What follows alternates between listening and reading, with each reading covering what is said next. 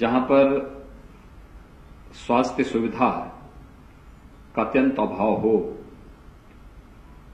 वहां पर अगर किसी राज्य सरकार को केंद्र सरकार के सहयोग से इस प्रकार की एडवांस लाइफ सपोर्ट एम्बुलेंसेस प्राप्त हों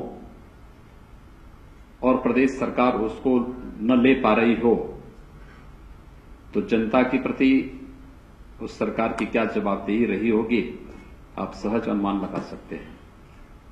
लोकतंत्र में जनता के द्वारा चुनी गई सरकार जनता के प्रति जवाबदेह हो, यह एक उदाहरण हम सबके सामने है कि केंद्र की सरकार पैसा देना चाहती थी, लेकिन राज्य की सरकार लेना नहीं चाहती थी।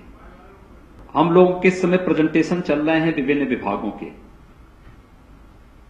और मैं देखकर ताज्जुब करता हूं कि सार्वजनिक जीवन में हम लोग कार्य करते हैं और हम लोग इस बात को अक्सर महसूस करते हैं कि जब भी हम किसी लोक कल्याणकारी, जनउपयोगी और प्रदेश के विकास से जुड़ी हुई किसी योजना को लेकर के पूर्व की सरकारों के पास आते थे, तो हमें एक ही जवाब मिलता था कि हमारे पास पैसा नहीं है।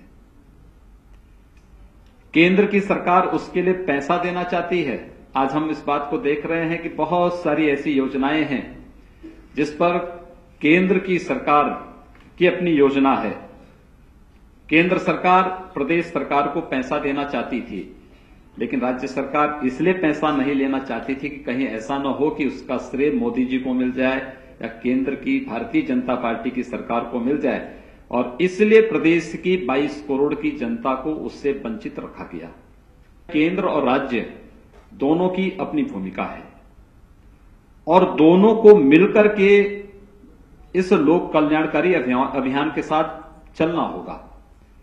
और उस अभियान में जहां भी लोकहित की बात हो, जन कल्याण की बात हो, विकास की बात हो, वहां पर कहीं न कहीं उन मतभेदों से ऊपर उठकर के कार्य करने की एक प्रवृत्ति पैदा होनी चाहिए थी।